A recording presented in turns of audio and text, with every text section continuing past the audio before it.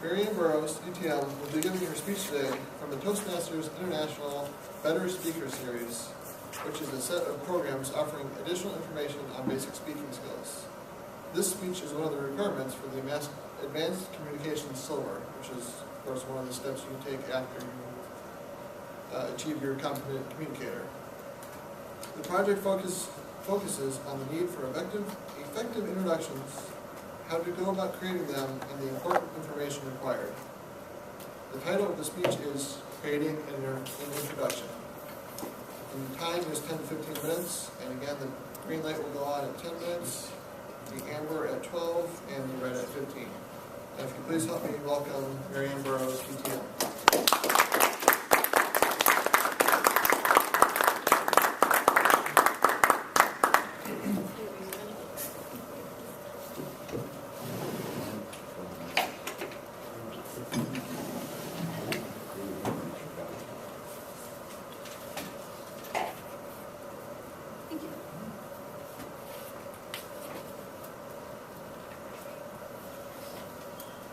Fellow Toastmasters and welcome guests. How many of you work very hard to prepare a speech? You draw on information, all right? Hands even before I get the sentence out. You prepare, you take stories, you take information, and you draw them all together and weave them into a story that you're proud to present to your audience, right? Well, one of the ways you can enhance that is to be sure you write an excellent introduction. Think of it this way. The audience doesn't know who you are. They don't know what you're going to talk about. That's an unknown. Most people are afraid of the unknown. We're uncomfortable with the unknown. So the more you share with your introduction to your audience, the more they're ready to prepare to listen through that lens. Now, the type of introduction you give may vary slightly, because if you're going to give a speech in a venue where you don't know people, they don't know you, you want to give information about your personal life, perhaps. Or you might want to give information about your background. Now, today, in my introduction, I just spoke about the particular speech I'm giving because most of you know me pretty well. I didn't need to tell you about me. But most of the information I'm going to share today is going to be geared towards a type of an introduction we would give in a regular Toastmaster setting. So what are some of the things that some of the reasons an introduction is important? It's important, and there are forms on your table if you haven't seen it, is to help make a transition. Think about it. When we come into the room, we're all on even keel. And then, just as John today introduced me, he's preparing or transitioning the audience to see me in a different light. I'm the star today! Because the speaker is the special person at that particular time. So we want that introduction to prepare the audience for this new role that they're filling. It sets the tone. Is it going to be an educational speech? Is it going to be a humorous speech? So again, the audience starts to listen through that particular type of a lens. And it helps give you authority. Think about the contest we had just a few weeks ago.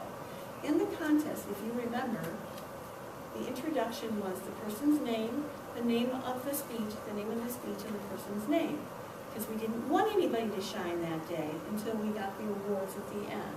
But in a regular setting, you want that person to have that authority so that when they step in front of the room, everybody's ready to listen from their point of view. So what are some of the things you want to put in that introduction?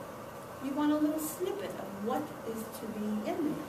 Much like if you go to the video store and you look at movies, you read that little part in the back. It tells you a little bit about what's coming forth. So what are the things we want to put in that introduction? Number one, it might sound obvious, but number one is the person's name. Because if someone's reading the introduction and we're hearing all this information about what's going to come, but we're going, who's going to be the speaker? Who's going to be the speaker? So the name is very important.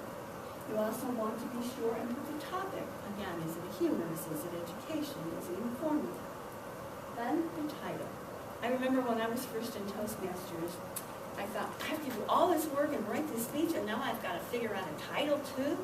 But make it an adventure, make it fun, and usually a few words or a question is adequate to produce a title.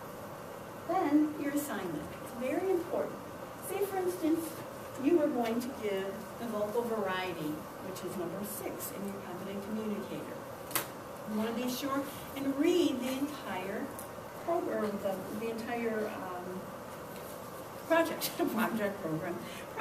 so that you're very clear on exactly what you're supposed to accomplish in this particular speech. Now, say for instance, I come up here and I give this fabulous speech, but it's supposed to be a humor speech. I do not fill the requirements of this particular speech. Well, then you want to find out what the objectives are. And if you notice, the highlighted part on the front page of this project gives the objectives of what the speech is about. Now, another place that you can go to is on the evaluation page, where the evaluator is going to be looking. There's also a brief description. And sometimes these are the same, and sometimes they're slightly different. So what I normally do is read both of them, and then form a line or 2 or 3 that just gives the audience a general idea of what is expected of this particular speech.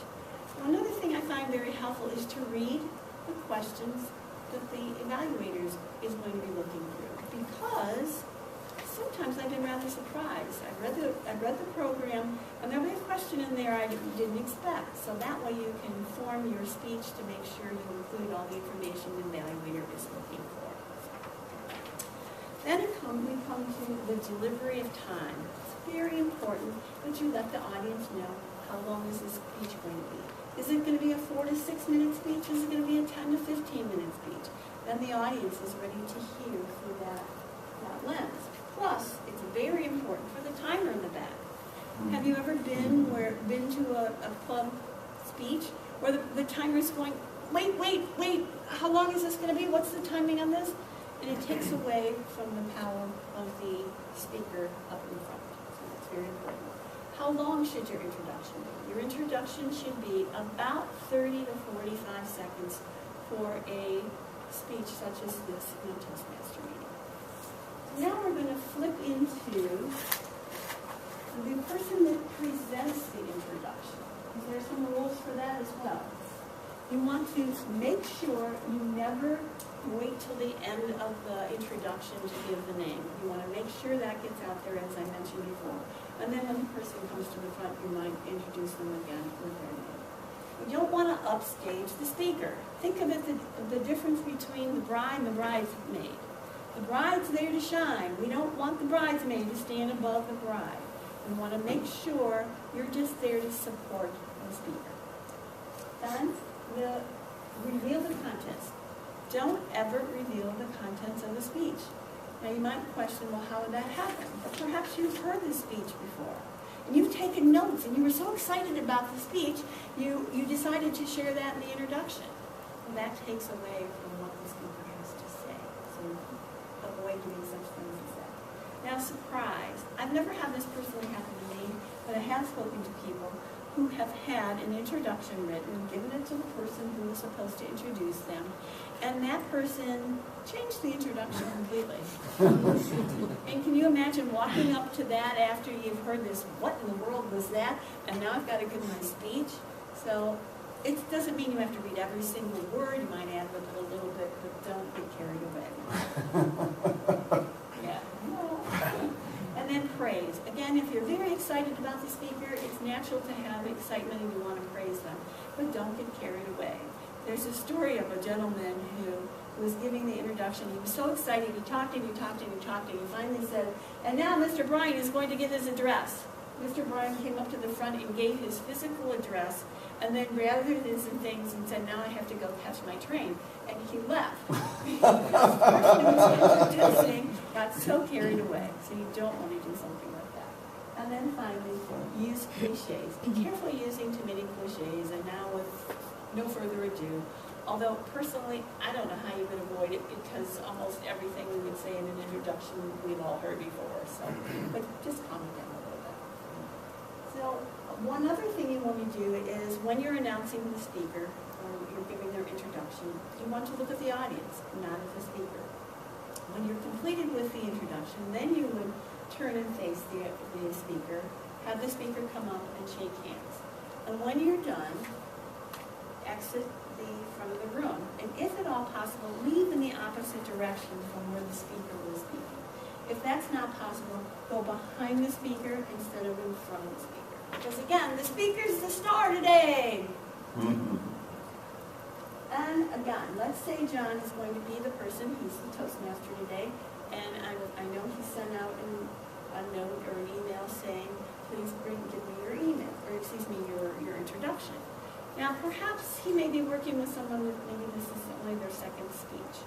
He might look at that introduction that they give and check and make sure all these criteria are in there, and if they are not, then he might send an email and say, how about a little bit more information about your speech? The audience needs to know that. So the introduction should have perhaps information of the speaker's background in a speech that they're not familiar with the speaker, and then information about the speech to prepare them. This is also a very important time if your speech may have some extra things to it. Some of the advanced speeches may be a 5 to 7 minute speech with a 2 to 3 minute question and answer part. So you want to make sure that the audience is prepared for what's coming next. Now, once you've introduced the speaker, don't sit down in your chair and start writing a letter to Fred. Pay attention to the speaker so that when you come back up to the front of the room, you might recap and give a nice closure and summary of what that speaker has to say. So, fellow Toastmasters, as you proceed in writing your future speeches, be sure you give an excellent introduction so that your audience is prepared and ready to hear all the hard work that you have done to give the best advantage to your speech so that they can be sustained by the words that you have to say.